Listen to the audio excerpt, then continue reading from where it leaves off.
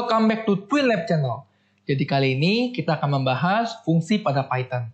Diharapkan bagi teman-teman untuk menonton video saya yang sebelum-sebelumnya agar kalian lebih dapat memahami pembahasan materi pada video kali ini. Oke, jadi kita langsung masuk aja. Jadi apa itu fungsi pada Python? Jadi fungsi pada Python adalah kumpulan perintah atau baris kode yang dikelompokkan menjadi satu kesatuan untuk kemudian bisa dipanggil atau digunakan berkali-kali. Nah, konsep fungsi di pemrograman ini didasari oleh konsep pemetaan dan fungsi di matematika. Nah, jadi kita nggak akan jauh-jauh pembahasannya teman-teman ya, karena konsep fungsi pada Python atau pemrograman itu dasarnya itu adalah pemetaan dan fungsi pada matematika. Kemudian, fungsi itu disebut juga sebagai asosiasi atau pemetaan antara dua himpunan nilai, yaitu domain dan range teman-teman ya. Jadi setiap elemen pada himpunan domain akan dipetakan tepat satu ke sebuah elemen pada himpunan range ya. Kemudian contohnya apa? Misalnya nih, fx sama dengan x kuadrat ya. Ini adalah fungsi untuk menghitung kuadrat dari satu bilangan. Di mana domainnya itu bilangan bulat dan range-nya itu adalah bilangan bulat ya, 0 atau positif. Nah, sini ada ilustrasi teman-teman. Nah, ini namanya domain gitu ya. Pemetaan dari domain X kemudian ke hasil ya, ke daerah hasil itu range Y gitu ya teman-teman. Dimana yang sebelah kiri ini harus tepat gitu ya teman-teman. Tepat dipetakan ke salah satu elemen pada himpunan range. Dimana domain ini nggak boleh ganda ya teman-teman. Ini kayak seperti pelajaran di SMP. Dimana yang di sebelah kiri ini nggak boleh ganda ya gitu teman-teman ya. Oke, kemudian ilustrasinya saya perjelas ya teman-teman. Jadi gini, memprogram fungsi itu pada dasarnya adalah merakit isi black box ini, gitu ya. Dimana keadaan awal ya itu adalah himpunan nilai yang terdefinisi sebagai input atau domain dan akan menghasilkan nilai-nilai yang mendefinisikan sebuah keadaan akhir atau disebut juga himpunan nilai yang terdefinisi sebagai output. Nah, tugas kita sebagai pemrogram itu adalah menentukan langkah-langkah untuk menghasilkan keadaan akhir berdasarkan keadaan awal gitu ya. Jadi bagaimana cara kita merakit suatu langkah-langkah ya, atau kita sebut juga sebagai fungsi agar kita bisa mendapatkan keadaan akhir atau nilai output berdasarkan nilai awal atau keadaan awal ya teman-teman. Gitu ya. Jadi itu konsepnya. Jadi fungsi yang kita akan buat ini adalah langkah-langkah gitu ya. Ada satu langkah-langkah untuk membuat suatu nilai awal menjadi suatu nilai akhir gitu ya. Oke, kita lanjut aja. Jadi jenis fungsi pada Python itu ada dua. Ada namanya prosedur dan satu lagi ada yang namanya fungsi. Nah, prosedur itu adalah fungsi yang tidak menghasilkan nilai atau tidak mengembalikan nilai. Nah, biasanya ditandai dengan apa teman-teman? Tidak ada namanya kata-kata atau kalimat return. Sementara fungsi itu sendiri itu fungsi yang menghasilkan nilai atau mengembalikan nilai saat dipanggil. Nah, fungsinya apa sih untuk dikembalikan nilai? Supaya nanti nilai tersebut tidak monoton teman-teman. Tidak langsung menjadi output, tapi nilai tersebut disimpan agar kita bisa gunakan untuk keperluan lain. Jadi, fungsi ini pastinya bisa menjadi lebih fleksibel ya teman-teman. Karena kita bisa pakai nilai tersebut sebagai perintah lain gitu ya. Oke, kemudian sintaks prosedur pada Python. Kita akan mulai pada prosedur karena prosedur ini lebih simple ya teman-teman. Oke. Jadi sintaksnya apa? Jadi kita dibuat dengan kalimat def ya, awal def. Nah, kemudian nama prosedur, kemudian buka kurung parameter. Kemudian titik 2, kemudian kalau kita enter, karena ini namanya program ya teman-teman, pasti statementnya itu harus ada indentasi ya. Indentasinya tuh 4 spasi. Oke, di sini ada keterangan bahwa parameter itu boleh digunakan dan juga boleh tidak, gitu ya. Oke, kemudian kita baca dulu keterangannya ya teman-teman. Kata kunci def menjadi pertanda bahwa blok kode program adalah sebuah prosedur, gitu ya. Jadi def di sini nama prosedur dan parameter ini menandakan bahwa ini adalah sebuah prosedur ya. Dan titik 2, kemudian kita akan membuat nama prosedur itu sesuai keinginan kita. Misal kita ingin membuat prosedur namanya misalnya salam atau mungkin saja misalnya integer. Pokoknya nama prosedur itu sesuai keinginan kita ya teman-teman. Kemudian parameter tersebut merupakan suatu nilai atau variabel yang kemudian akan dilemparkan ke dalam fungsi untuk diproses lebih lanjut. Nah, di sini parameter boleh digunakan, boleh tidak. Itulah yang nantinya akan membedakan prosedur dengan fungsi. Kemudian statement akan berisi aksi atau perintah yang akan dijalankan oleh prosedur. Nah, teman-teman, statement pada prosedur karena dia tidak menghasilkan return ya, karena dia tidak mengembalikan nilai, maka statementnya harus diakhiri dengan print gitu ya teman-teman. Salah satunya. Di sini statementnya nggak hanya satu, tapi kita boleh ada 2 statement, boleh 3 statement. Tapi jangan lupa untuk memberikan print output yaitu print supaya nanti bisa ke print teman-teman. Karena untuk prosedur tidak dikembalikan nilai. Oke. Lanjut, contohnya gimana? Jadi di sini saya akan memberikan tanpa parameter dan dengan parameter. Jadi gini, misalnya saya mempunyai def, nah ini nama prosedurnya ya teman-teman, yaitu salam. Titik 2, nah di sini saya tidak akan memasukkan parameter. Perintahnya atau statementnya apa? Yaitu perintahnya adalah halo. Kemudian selamat datang. Nah kemudian saya memanggil fungsi tersebut, fungsi salam gitu ya. Salam 2 kali. Nah kemudian akan outputnya apa? Halo selamat datang gitu ya teman-teman. Nah ini jangan lupa ya teman-teman, seperti saya katakan bahwa dalam statement harus ada perintah print. Karena dia tidak melakukan return kalau prosedur. Jadi perintah printnya itu ada di dalam prosedur tersebut. Oke, bagaimana dengan parameter? Di sini saya mempunyai parameter nama. Jadi variabel nama ini kemudian akan dilemparkan ke dalam statementnya. Di sini statementnya nama itu, variabel nama akan dipakai di sini ya teman-teman. Akan dipakai di sini. Jadi misalnya gini, saya memanggil salam di mana parameternya itu Sebastian. Jadi kita akan menghasilkan suatu output, halo selamat datang. Nah Sebastian. Nah di sini ya teman-teman. Jadi kan ini adalah suatu bentuk kalimat format ya teman-teman. Nah itu telah saya jelaskan di video-video sebelumnya. Jadi diharapkan bagi kalian untuk menonton video-video saya sebelumnya supaya kalian bisa paham gitu ya teman-teman. Oke, begitu juga dengan Elizabeth ya teman-teman, karena ini format dan nilai yang teriterable adalah si nama itu ya, variabel nama. Jadi nanti Elizabeth ini bakal dimasukkan ke sini. Jadi halo selamat datang Elizabeth gitu ya teman-teman. Kemudian kita akan masuk kepada sintaks fungsi pada Python.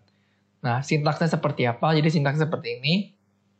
Def, nama prosedur, parameter, kemudian statement, kemudian kita akan mereturn nilai gitu ya teman-teman.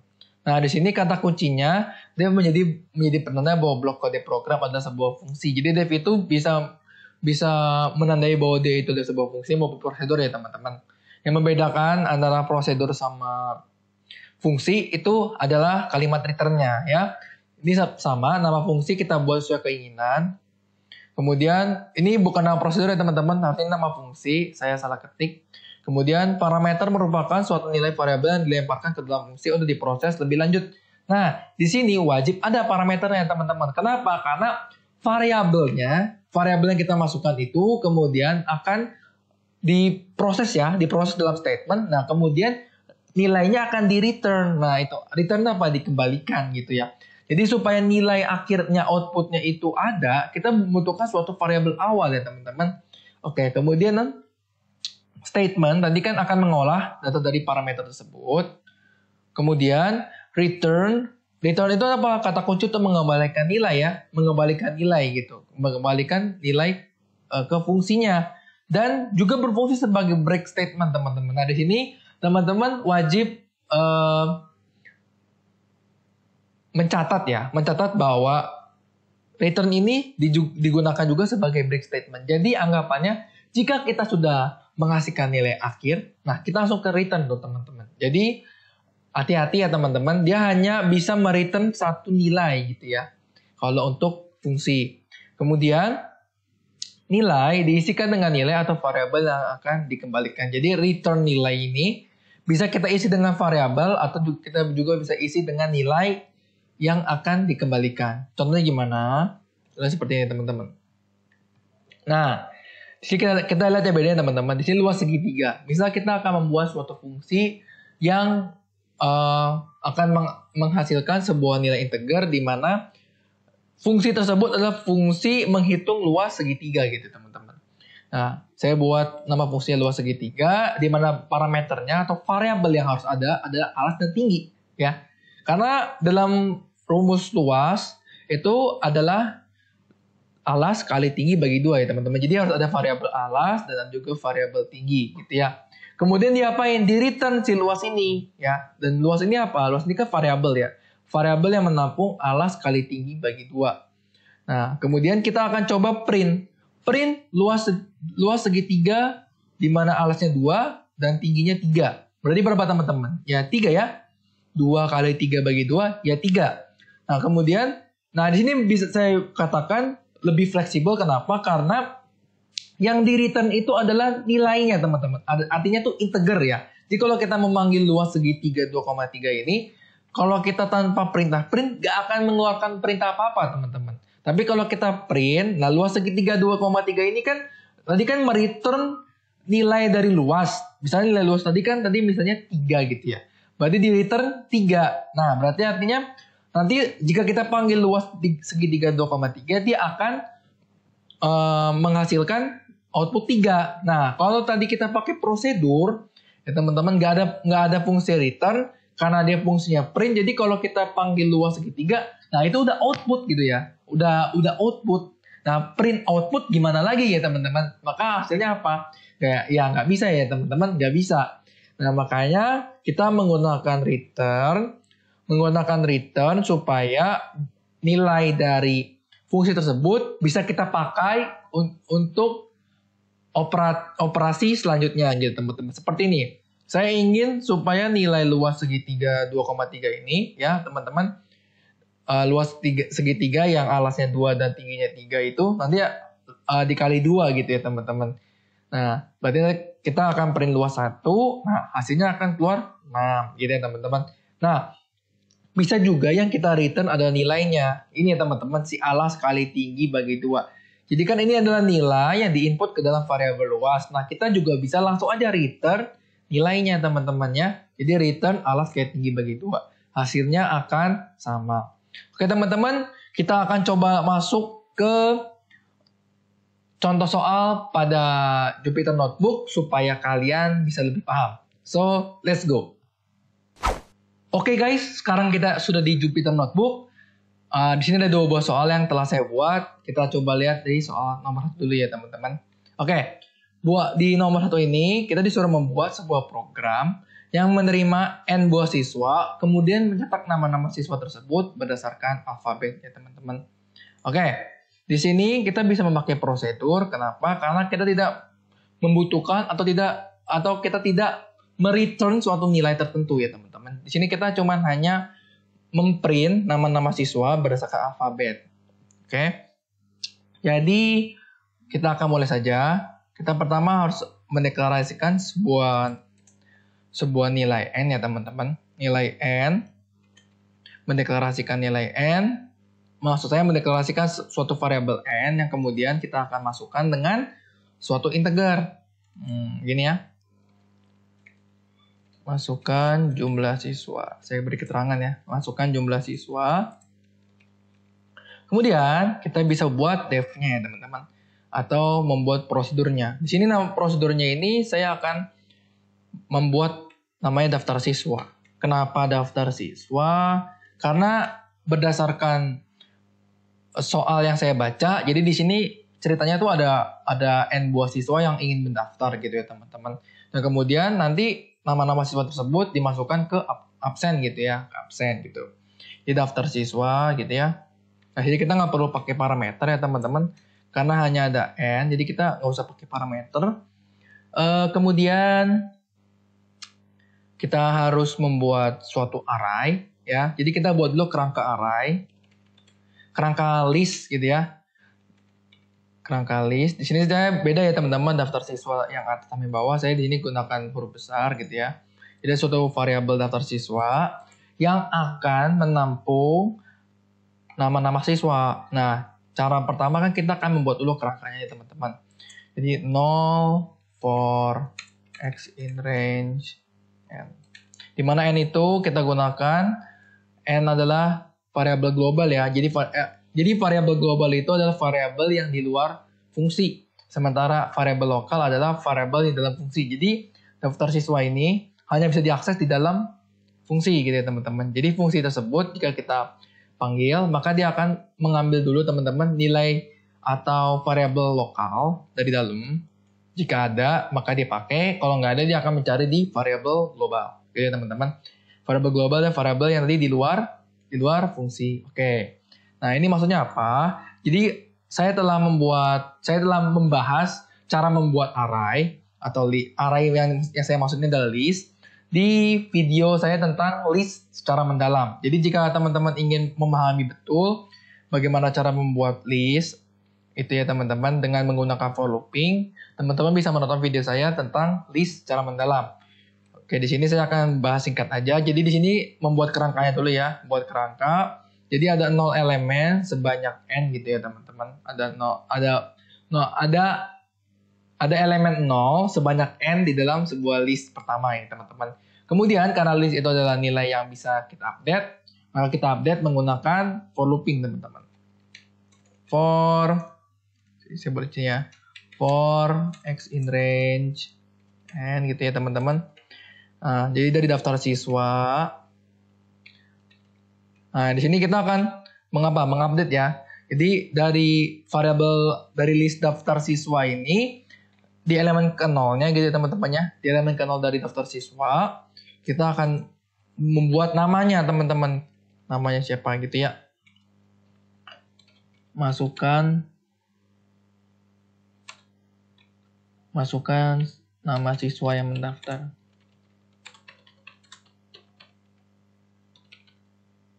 Nah, gitu ya teman-teman. Masukkan nama siswa yang mendaftar. Oke. Selanjutnya setelah kita input, kita apakan teman-teman? Nah, berarti kan ini kalau kita input, berarti kan udah jadi teman-teman. Nah, sekarang tinggal bagaimana caranya nanti hasilnya itu bakal berurutan sesuai alfabet teman-teman. Nah, untuk berurutan sesuai alfabet ini kita bisa membuat satu fungsi ya teman-teman. Nah, untuk berdasarkan fungsi, nah di sini kita akan membuat fungsi lain teman-teman. Jadi di luar kita akan membuat suatu fungsi baru selain si daftar siswa ini ya teman-teman. Namanya def, bisa saya buat my function. Nah, untuk penggunaan sort ini teman-teman. Jadi kan ini saya akan buat suatu fungsi yang kemudian saya akan masukkan ke built-in method ya teman-teman. Nah, built-in method ini telah saya jelaskan juga sebelumnya di video list secara mendalam. Jadi diharapkan bagi teman-teman untuk menonton video itu terlebih dahulu supaya bisa lebih jelas atau lebih mengerti dalam video kali ini. Jadi saya buat dulu suatu fungsi yang parameternya elemen gitu ya teman-teman. Nah, kemudian fungsi ini apa teman-teman? Fungsinya akan mengembalikan ya gitu ya. Dia akan mengembalikan order dari elemen tersebut. Nah, tapi kita nggak bisa order elemen karena kan nanti elemen yang kita masukkan itu adalah nama siswa. Nah, nama siswa itu berarti nama siswa itu kan sebuah string. Nah, kita bisa mengambil lagi teman-temannya karena dia berdasarkan alfabet depannya doang, berarti kita bikin elemen, kemudian elemen ke-0-nya teman-teman. Jadi kalau misalnya sebuah nama, misalnya Brandon, nah itu akan diambil huruf depannya doang teman-teman ya. Karena kan string itu kumpulan dari karakter ya, jadi dia dianggap juga sebagai sequence gitu ya teman-teman. Jadi kita bisa ambil elemen pertamanya dari misal Brandon berarti B gitu ya. Kalau misalnya kayak Timothy ya berarti T. Misalnya siapa Bobby berarti B gitu ya teman-teman. Misalnya misalnya Andi berarti A. Dan order ini teman-teman ini adalah suatu sintaks untuk mengembalikan Unicode gitu ya. Untuk mengembalikan Unicode dari suatu karakter. Jadi setiap karakter misalnya kayak A, B, C itu kan ada Unicode-nya masing-masing teman-teman ya. Dan order itu dia akan mengembalikan nilai Unicode tersebut. Nah, untuk Unicode karakter itu semakin kecil maka dia akan semakin dekat dengan alfabet awal. Misal kayak A. A itu kan jika A-nya huruf besar maka dia akan memiliki Unicode 65, B 66, dan seterusnya ya teman-teman. Jadi kita ambil Unicode-nya dulu, kemudian kita akan mengurutkannya berdasarkan Unicode gitu ya teman-teman. Jadi itulah konsepnya. Nah, jadi karena kita sudah membuat fungsinya, jadi kita bikin dulu sort ya teman-teman. Jadi apa yang mau kita sort, yang kita mau sort ini adalah list dari daftar siswa. Nah, pakai built-in method sort. Nah, masukin kuncinya apa? Kuncinya itu berdasarkan my function ya, teman-teman. Oke. Jadi gitu ya teman-teman. Jadi my function ini akan mengembalikan nilai dari order atau Unicode huruf pertama dari nama siswa yang kita akan masukkan. Selanjutnya apa? Selanjutnya kita tinggal memprint ya teman-teman. Memprint nama siswanya. Kita sama pakai for looping juga. For x in range n. Maka nama siswa ya teman-teman. Nama siswa ke x. Nama siswa ke x itu apa? Berarti kita mau masukkan juga absensinya ya teman-teman. Berarti masukin absensi nomor gitu ya. Nomor, kasih spasi, ditambah string dari x. Nah, karena x ini dia bakal melooping dari 0, sementara absensi itu kan nggak mungkin dan absen nomor 0 nggak ada. Berarti kita harus tambahin 1 ya teman-teman. String x tambah 1. Tambah lagi, kasih spasi. Absensi nomor ini adalah, gitu ya teman-teman, titik 2. Adalah siapa? Adalah si daftar siswa ini. Di daftar siswa ke X gitu ya teman-teman. Daftar siswa ke X. Karena kan tadi kita udah masukin nama-nama itu ke variabel daftar siswa. Nah, kita pengen cetak nama-nama siswa tersebut nanti di sini teman-teman. Jadi saya bikin daftar siswa X, di mana X itu adalah nilai variabel yang menampung integer ya, bilangan dari si n, dan ini indeksnya teman-teman. Jadi bisa daftar siswa ke 0 gitu ya. Daftar siswa ke 0 tuh siapa? Nanti akan muncul di sini. Daftar siswa ke 1 tuh siapa? Ini bukan 0 ya teman-teman, maaf, ini daftar siswa X harusnya. Daftar siswa X karena dia akan mengiterable ya, gitu ya teman-teman. Oke. Selanjutnya for X in range. Nah, karena dia adalah fungsi prosedur, kita print teman-teman. Print siapa? Print si nama siswa. Nah, gitu ya. Oke. Jangan lupa untuk kita panggil fungsinya, yaitu def. Maaf, nggak usah pakai def, langsung aja daftar siswa gitu ya. Nah, misalnya kita masukkan jumlah siswa. Jumlah siswanya misalnya berapa? 5 ya teman-teman, 5. Masukkan nama siswa yang mendaftar. Misalnya yang pertama itu daftar misalnya si Tommy gitu ya. Tommy. Terus Andi, Bobby, misalnya siapa lagi? Misalnya Nancy gitu ya. Terus yang terakhir Vino gitu ya. Sebentar ada yang error, nama siswa absensi, nama siswa is not defined. Oh iya, maaf. Ini nggak boleh pakai nama siswa ya teman-teman. Jadi ini pakai daftar siswa. Karena ini kan variabel sebelumnya daftar siswa ya kan yang menyimpan namanya. Jadi kita nggak boleh bikin variabel lain. Kalau nggak terdefinisi gitu ya teman-teman ya. Maafkan saya. Nah ini pasti bisa.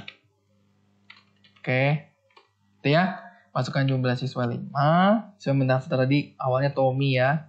Tommy, Andi, Bobby, tadi Nancy gitu ya, Nancy, satu lagi bisa Vino.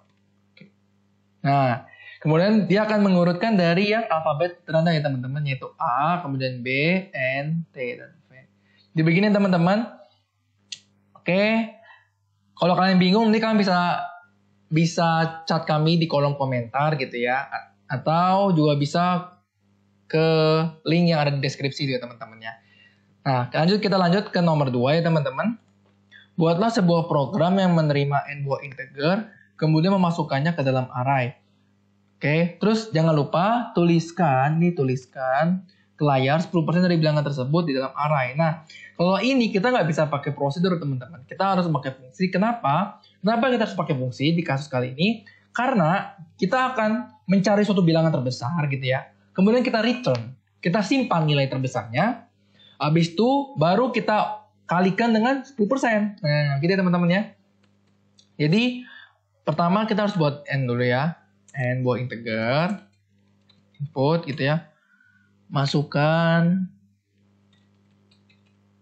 Atau enggak jumlah integer gitu ya. Jumlah integer titik 2.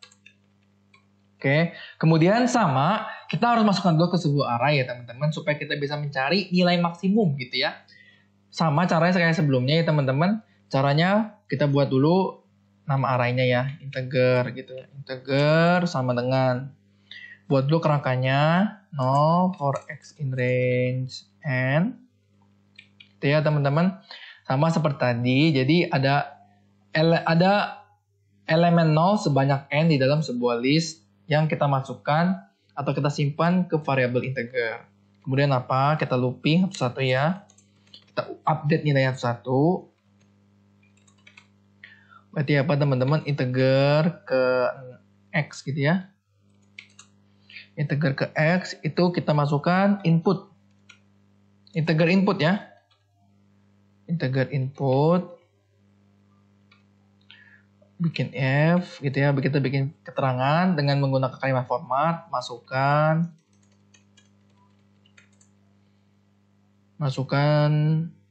angka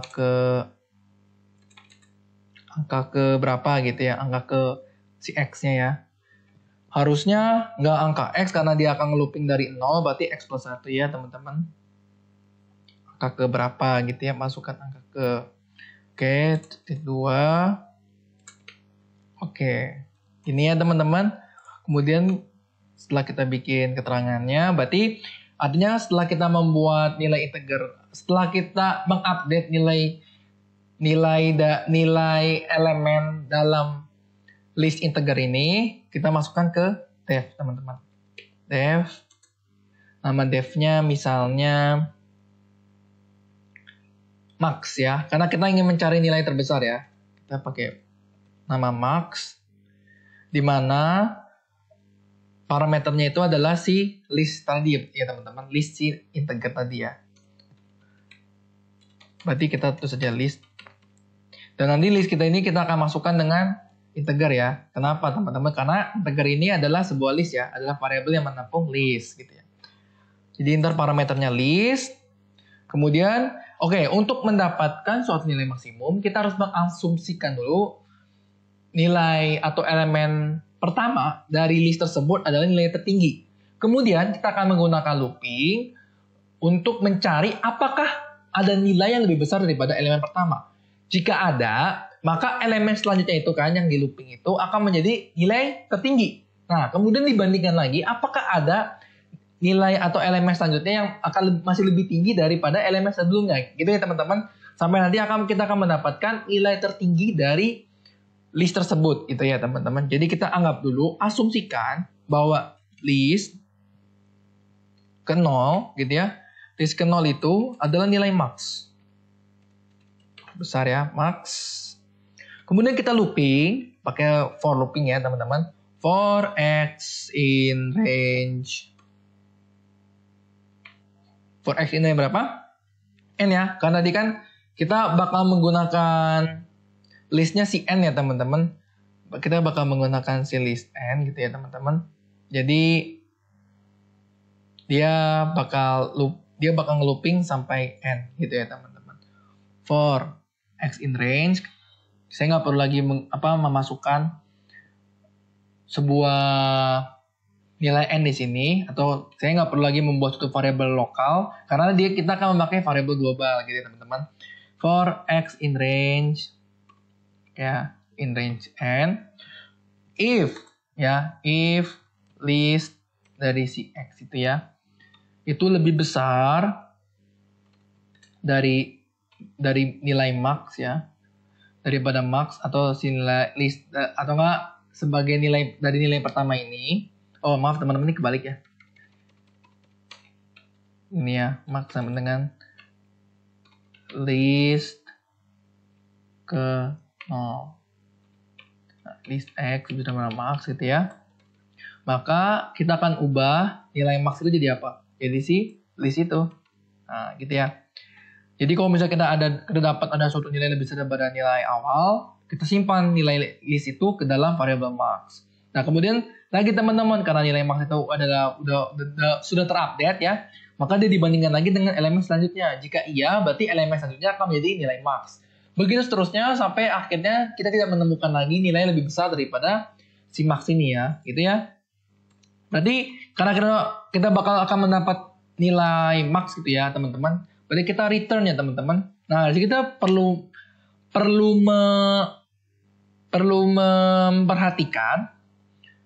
memperhatikan indentasi ya, teman-teman. Kita perlu memperhatikan indentasi bahwa nilai indentasi return ini tidak di dalam for looping. Karena kalau misalnya kita indentasinya sejajar dengan if ya, teman-teman, maka jika perintah atau kode gitu ya, atau statement atau aksi gitu ya, aksi dari if ini berjalan sekali, kemudian kita return, ya berarti karena return itu tadi break statement ya teman-teman, berarti dia akan menyimpan nilai pertama. Nah, kita nggak akan mendapatkan nilai terakhir karena sudah di break di situ. Nah, misalnya gini ya teman-teman. Nah, kalau saya bikin seperti ini, artinya apa? Artinya setelah dia if list lebih besar dari max gitu ya, max sama dengan list, berarti menjalankan fungsi return, habis itu di break. Nah, berarti kita nggak bisa looping lagi teman-teman ya. Jadi untuk itu nilai return max harus di luar looping. Di sini ya. Oke. Kemudian ngapain? Kemudian kita akan mengkalikannya dengan 10% ya teman-teman. Jadi kan 10% itu berarti 0,1. Berarti kita print 0,1 dikali siapa? Dikali si max. Dikali si max itu ya. Dikali si max. Nah, ini saya bikin max 1 ya, supaya nggak ambigu. Jadi ini max 1. Nah, listnya itu siapa tadi? Listnya si integer kan? Nah, begini teman-teman. Ini 0,1. Jadi kan fungsi max 1 list ini akan mereturn atau menyimpan gitu ya, mengembalikan nilai si max gitu ya. Jadi ntar kalau misalnya kita panggil max 1 list gitu ya, kita print max 1 list, maka dia akan memprint nilai dari nilai maksimalnya. Jadi 0,1 dikali nilai maksimal gitu ya teman-teman. Sini kita masukkan jumlah integer 5 ya, jumlah integer 5. Kita masukkan angka ke 1 itu 3, kemudian 7, kemudian misalnya saya bikin 20, 8, dan 30. Ini ya. Nah, maka langsung teman-teman, karena dia ada fungsi ya, dimasukin, terus dikali 0,1. Di sini kan yang tertinggi 30 ya. Benar 30 dikali 0,1, jadi hasilnya 3,0. Karena 0,1 ini float gitu ya. Jadi ntar hasilnya juga pasti float. Ya gitu ya teman-teman. Jadi sekian untuk video kali ini. Jika kalian ada pertanyaan atau soal yang ingin dibahas di channel kami, silakan kalian kirim ke link yang ada di kolom deskripsi. Jangan lupa untuk like dan subscribe channel kami, karena channel kami akan terus membahas materi-materi maupun soal-soal yang tentunya tidak kalah menarik teman-teman. So, see you on next video. Bye-bye.